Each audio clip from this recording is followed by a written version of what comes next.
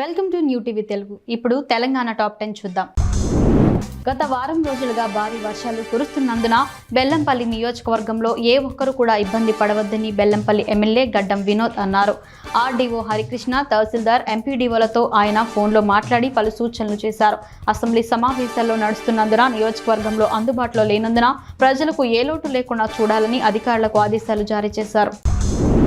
మా పొలాలకు వెళ్లడానికి రహదారి సౌకర్యం ఏర్పాటు చేయాలంటూ బెనుబల్లి మండలం కుప్పెనకుంట్ల గుట్టపాడు రైతులు రాష్ట్ర కాంగ్రెస్ నాయకుడు మట్టా దయానంద్ను కోరారు. గుట్టపాడు నుంచి మగ్గు వెంకటాపురం వెళ్లడానికి ప్రస్తుతం ఉన్న మట్టి రోడ్డు బురదమయంగా ఉండటంతో వెళ్లలేని పరిస్థితి ఏర్పడిందన్నారు. మట్ట రైతులతో కలిసి ట్రాక్టర్తో వెళ్లి రోడ్డును పరిశీలించి తార్ రోడ్డు నిర్మించేలా కృషి చేస్తానన్నారు. కేటీఆర్ జన్మదినాన్ని పురస్కరించుకుని ఏటా నిర్వహించే గిఫ్ట్ ఏ స్మైల్ కార్యక్రమంలో భాగంగా కేటీఆర్ మరోసారి మానవనీయమైన కార్యక్రమానికి శ్రీకారం చుట్టారు. ఈసారి రాష్ట్రంలో ఆత్మహత్య చేసుకున్న నేత కార్మికుల కుటుంబాలకు వారి పిల్లల విద్యా భవిష్యత్ తరాల కోసం ఆర్థిక సహాయం చేయనున్నట్లు తెలిపారు. అలాగే ఈ సందర్భంగా స్టేట్ హోంలో ఉన్న 100 మంది విద్యార్థినులకు ల్యాప్టాప్లను అందజేశారు. రాష్ట్ర దేవాదాయ అటవీ శాఖ మంత్రి కొండా సురేఖను హైదరాబాద్లో బాసర మండల కాంగ్రెస్ నాయకులు మర్యాదపూర్వకంగా కలిశారు. ఈ సందర్భంగా సరస్వతి అమ్మవారి చిత్రపటం, అమ్మవారి ప్రసాదం అందజేశారు.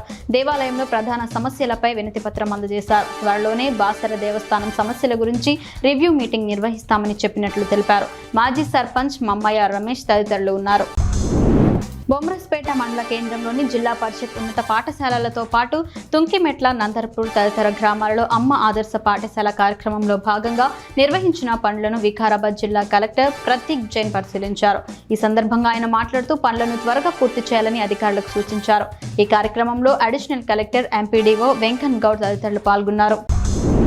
కార్బన్ డివిజన్ పరిధిలోని ఓ ఫంక్షన్ హాల్లో పోలీస్ అధికారులు, ఆలయ కమిటీ సభ్యులతో బోనాల జాతర ఏర్పాట్లు, నిర్వహణపై సమావేశం నిర్వహించారు. ఈ సమావేశంలో డివిజన్ కార్పొరేటర్ స్వామి యాదవ్ పాల్గొన్నారు. ఈ సందర్భంగా ఆలయాల వద్ద పకడ్బందీగా ఏర్పాట్లు చేయాలని నిర్వాహకులకు కార్పొరేటర్ సూచించారు. అన్ని శాఖల అధికారులు సమన్వయంతో పనిచేయాలన్నారు. వనపర్తి జిల్లా కేంద్రంలోని పాలిటెక్నిక్ కళాశాలలో కేంద్ర సాహిత్య అవార్డు గ్రహీత గుర్రం జాషువా 53వ వర్ధంతిని టీజేఏసీ ఆధ్వర్యంలో ఘనంగా నిర్వహించారు. రాజారాం ప్రకాష్ మాట్లాడుతూ గుర్రం జాషువా ఎన్నో బిరుదులు, పురస్కారాలు అందుకున్నారు.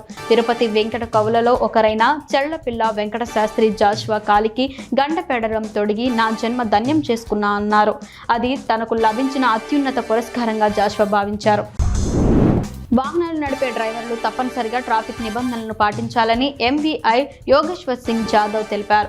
సత్తుపల్లి ఆర్టీసీ బస్టాండ్లో నిర్వహించిన ప్రమాద రహిత వారోత్సవాల్లో మాట్లాడారు. ప్రస్తుతం జరుగుతున్న ప్రమాదాలు ఎక్కువగా సెల్ ఫోన్ మాట్లాడుతూ డ్రైవింగ్ చేయడం వల్లనే జరుగుతున్నాయన్నారు. డ్రైవర్లందరూ తమ తమ విధులకు హాజరయ్యే క్రమంలో పూర్తి ఏకాగ్రతతో హాజరై డ్రైవింగ్ చేయాలని సూచించారు. మెదక్ జిల్లా కొల్చారం ప్రైవేట్ పాఠశాలను మండల విద్యాధికారి నీలకంఠం సీజ్ చేశారు. గతంలో పాఠశాల గుర్తింపు రద్దయినప్పటికీ విద్యా సంవత్సరం కొనసాగిస్తూ ఉండటంతో పలుమార్లు హెచ్చరికలు జారీ చేశారు. అయినప్పటికీ విద్యా సంస్థ నిర్వహిస్తూ ఉండటంతో ఈ రోజు పాఠశాలను సీజ్ చేసి నోటీసులు జారీ చేశారు. అనుమతి లేకుండా పాఠశాల నిర్వహిస్తే చట్ట ప్రకారం చర్యలు తీసుకుంటామని హెచ్చరించారు. రంగారెడ్డి జిల్లా చేవెళ్ల నియోజకవర్గం మోహినాబాద్ మండల పరిధిలోని గల పవిత్రమైన చిల్కూర్ బాలాజీ దేవాలయం సమీపంలో అక్రమంగా నిర్మిస్తున్న మసీద్ కట్టడాన్ని బజరంగ్ దళ్ కార్యకర్తలు అడ్డుకున్నారు. అక్రమ మసీద్ నిర్మాణాన్ని వెంటనే విరమింపజేసుకోవాలని డిమాండ్ చేశారు. లేని ఎడల బజరంగ్ దళ్ ఆధ్వర్యంలో నిరసన ఆందోళన కార్యక్రమాలు చేపడతామని హెచ్చరించారు.